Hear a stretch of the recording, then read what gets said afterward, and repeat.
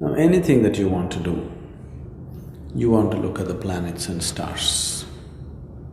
You want to step out of your house, the planets should align themselves properly. Yes?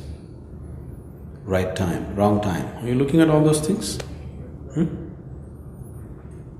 Rahu Kalam, Guna Kalam, whatever else. If you want to get married, you go and ask the third person, can I live happily with my wife? I think it's obscene. Whatever the kind of fool you marry, why can't you live well with her or with him? Whatever kind of idiot you're married to, once you've chosen to marry, why don't you live well with them?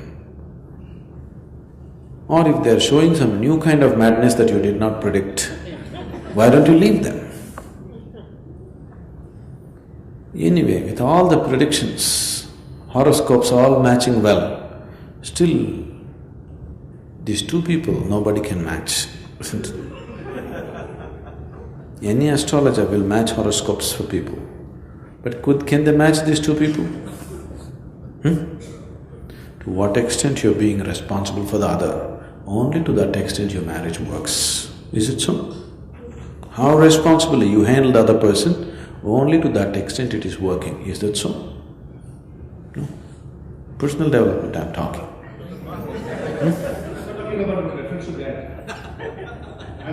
I understand. I'm talking about developing your life. Like for example, you say that on a certain period of moon, like Amavasya, Purnima, the energies are more… Yes, I'll come to that. Now, see, every shape, every form has a certain impact upon you. Now this vessel is sitting next to me, it is emanating its own kind of vibrations. Every object is doing it. But now it's up to me whether I allow this vessel to influence me or I influence this vessel. That's left to me. Which way should it be? Which way should it be? This vessel should influence my life or I should influence its existence? Human nature should do that, isn't it? Now, all these stars and planets, they're inanimate things, aren't they?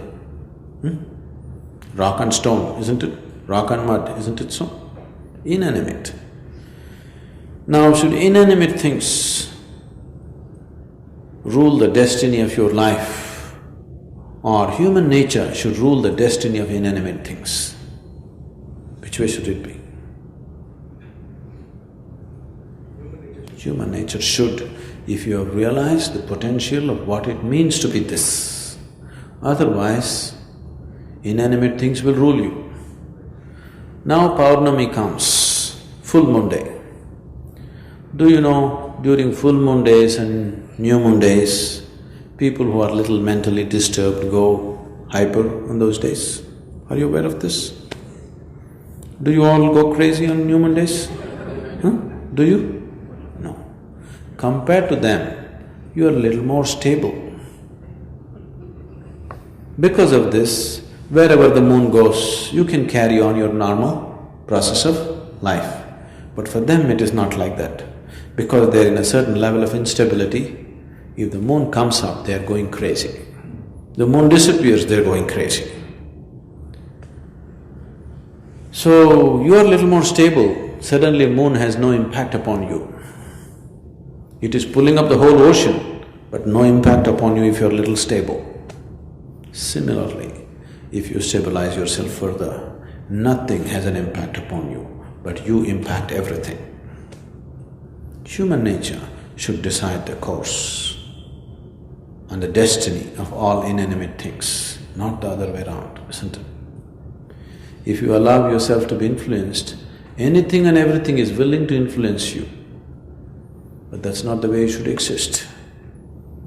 You must take the course of your destiny into your hands, and you should go through what is needed to empower yourself that way, rather than waiting for the stars and planets to fall into position. Many of the stars that you're looking at up in the sky, they don't even exist, do you know? Many of them have disappeared long ago. Because they're so far away, the light is still coming, slowly. Yes, light is coming very slowly. That is why for so long you're seeing. Actually, the stars have disappeared long ago, but you are making your calculations based on those stars. It is just that every object has an influence. Definitely, planetary positions have an influence. But whether you allow yourself to be influenced or not, that is in your hands. If you have realized your human nature, you should not allow all these planets to decide your life, isn't it? You must decide the quality of your life.